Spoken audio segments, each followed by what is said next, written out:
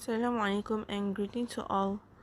Our group Wonderpad will present to you about our project that calls Seabin.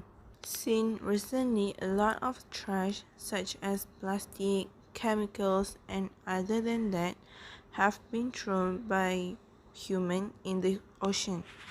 This has caused many marine animals die due to water pollution.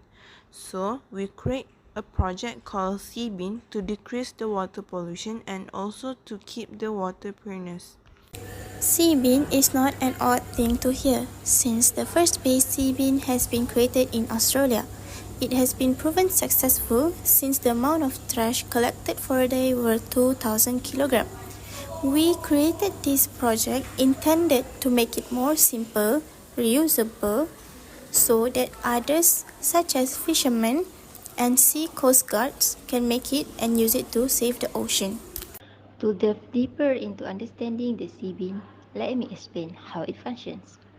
Seawater, along with trash, enters the sea bin, where larger pieces of debris are initially captured, and smaller trash or chemical pollutants that cannot be filtered are then separated using a water filter before the water is returned to the sea.